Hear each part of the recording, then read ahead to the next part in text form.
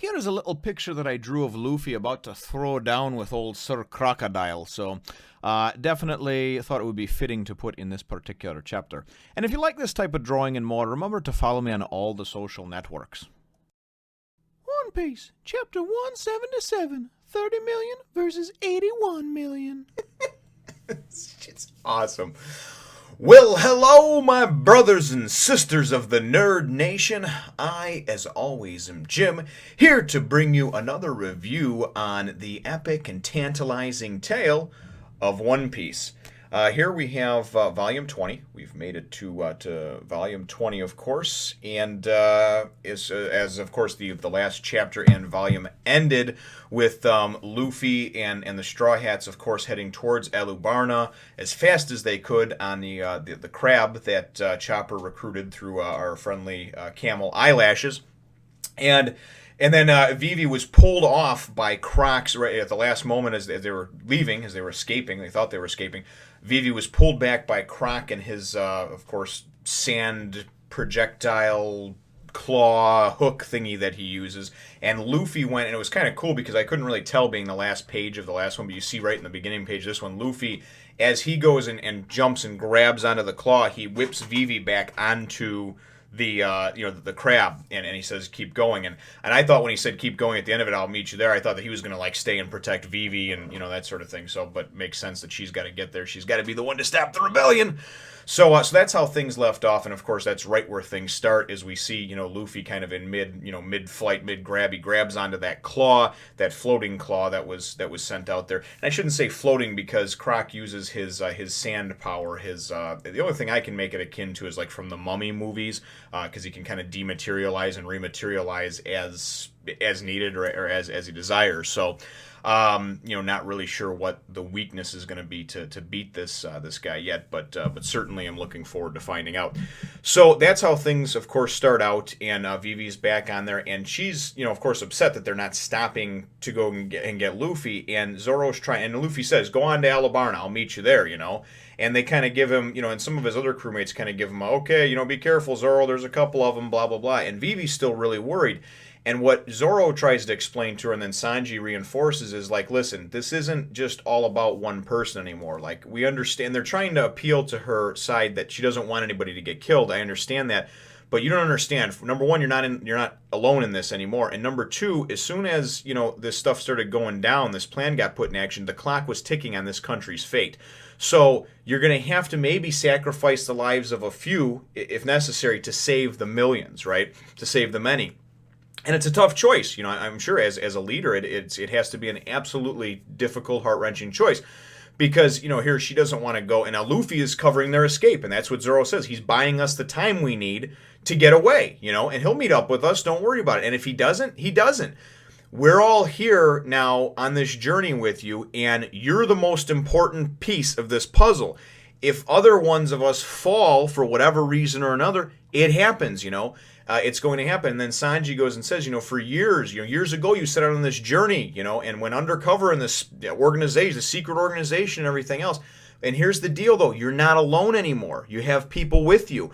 So it's reinforcing that, I think, in my mind anyway. So all in all, it was a lot of fun as far as the chapter goes, because then we go and we get that kind of touching moment, and we sort of see how the Straw Hats are coming together, how they all know their place, and how they all realize that it's the sum of all the parts. You know what I mean? That makes it great, and that also that. Unfortunately, sometimes bad things do happen in war, and somebody can be expendable, or they can give their lives to make sure that the important person gets to do what they have to do. So that's what I got from all this. Then we wind up getting, and it's really kind of cool because Luffy, of course, is, he's kind of bounced back into the sand, and he's got like his head stuck down in the sand with his ass sticking up in the air. And anyway, and Vivi's like, okay, I'll see you in Alubarna, as they're, leaving, and he's like, okay. So he gets up, and Croc goes and does this little monologue about how, basically Vivi's this weak person because she doesn't want anybody to die and blah, blah, blah. And then, Luffy said, no, her compassion is what makes her strong. She doesn't want a single person to die in this rebellion. And then Croc's basically like, what a fool, people are going to die. That's how it happens. You know that, right? And then Luffy goes, yeah. And then he goes and he says, that's why I'm going to kick. And Luffy says, I'm going to kick your butt. I'm going to kick your ass. And then Croc says, You're an incorrigible boy, and it's fools like you, loyal fools like you that I've left dozens of you, basically hanging or by the wayside, just thrown you away over the years. And Luffy goes, well, I feel sorry for you then because you're the fool. And it's great because then Miss All Sunday goes and starts cracking up, and this was the revelation in the chapter over here and kind of connected the dots for me. Then he goes and he just says, do you want to die too, Nico Robin? And I'm like, fuck, man, I have heard that name all over the place and never, I'm always trying to stay spoiler free and never looking at this, never looking at that. And is this the same Nico Robin that I hear about that is with the Straw Hat crew? Because whenever you go and you hear people talking about stuff, Robin is a name that's brought up, and I'm assuming that it's the same one, unless it's of course like they're like sisters or something like that. There's a different one, but anyway, so that was kind of cool. So now I don't have to refer to her as Miss All Sunday anymore. I guess her name is Nico Robin. And anyway, she goes, do what you wish, but you promised you wouldn't call me by that name anymore, right? And then it kind of all connects because Smoker's talking about how the world government's been after this woman for 20 years, and she's got this bounty on her head. So who knows what the deal is? We'll find out. But for me, it was kind of like an oh shit moment. So she goes take off, and Croc's like, what the hell are you doing? And she goes, I'm heading to Alubarna. He's like, God, that woman's still a mystery to me. So he goes and whips down by Luffy, throws it down in the sand. He throws down, and it hits, and you're like, what the hell? It looks kind of like a flask. Then they show it, and it's actually like a Sands of Time and Hourglass. I couldn't think of the name. And he's like, I'll give you 3 minutes. That's it. Or is that how does that sound? And Luffy's like, fine with me. So Luffy starts coming at him, and the rest of the chapter is Luffy coming at Croc with everything he has, man. Gum Gum Pistol, Gum Gum Rocket, Gum Gum Bazooka, Gum Gum Gatling Gun. And Croc is just toying with him. Every now and then he nails him, or he'll dodge something or whatever, and he basically kind of goes back into his monologuing, you can't defeat me, ha ha ha, type of thing. You're weak and pathetic.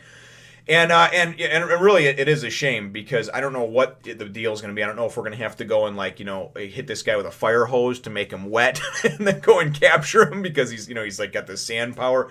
I don't know what the key is to defeating someone like him or like a Smoker or something like that. But I'm certainly looking forward to finding out. So the rest of the chapter plays out like that. I mean, it's very cool. It's very well drawn. I mean, like after Luffy hits him with the Gatling gun, it's cool because afterwards you just see the outline kind of Croc, but like with all these like sandy like holes in him, from where he got nailed with the punches. And he's just talking shit the whole time. You see, I told you can't this and that. And then it's kind of funny because right at the end of the chapter, because, it's irritating Luffy. You know what I mean? He's really pissing him off because he's throwing everything at him. I mean, he hits him with the battle axe. He hits him with some moves that have taken out other people completely that we've seen, other boss-like, characters of story arcs and things. And just decimated whole areas, and Croc's not even phased, so it just kind of shows you what the power of this guy is. So it's kind of funny though because they're going kind of back and forth, but Croc is really getting under Luffy's skin and irritating him, and saying about you can't do this and you can't do that, and Luffy's like, you stupid Croc, you stupid sand Croc, I think he calls him. So then right towards the end in the last page, Croc goes and starts talking about, and see, I told you that you could never, and fucking Luffy just jacks him in his head, so his whole head kind of blows back or whatever, and then he's just like, what? Were you trying to say something there? What were you trying to say? And Croc goes and his face comes back together, and he just looks like he's got this pissed off look on his face, man. Here, I'll pull it out just for the hell of it, because I thought it was good. So yeah, he hits him with that, and he's like, what's that? You trying to say something there, Croc? And to me, it looks as if Croc is a little irritated. To me, it looks like he's got, like he's definitely a little pissed off now because he just got jacked up in the face.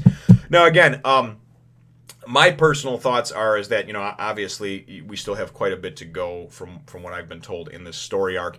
And I think this is kind of just the first of maybe a few different confrontations with Croc.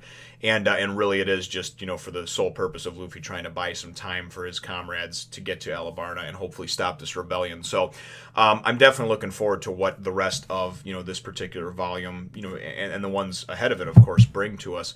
But but I think my question is, and I don't know if this is one it's a spoiler one that can be answered, but sometimes I got to ask them anyway, okay, because I'm curious. Croc, his power, I mean, is there anything to that, to being able to stop? How about let's generalize the question and let's go and say people like Smoker or Croc that have these devil fruit powers that go and allow them to, for instance, with Smoker, he can turn into smoke, or Croc can turn into sand. How do you defeat someone like that? I mean, other than being able to somehow capture them or trick them and putting them into a cell that is, with the sea prism things, how do you defeat someone like that? So maybe you can answer that question for me, brothers and sisters, without, of course, giving away too many spoilers. If you can, leave it in the comment box down below. Feel free to hit the thumbs up, the like button if you should think that I deserve it, and subscribe if you haven't done so already. We will look forward to catching all of you in the next one, Nation. Thank you, as always, for watching, sharing, liking, subscribing, and, just spreading the word of the nation, brothers and sisters. This here is a picture of what happens to you if you don't like, share, rate, and subscribe and join the nation.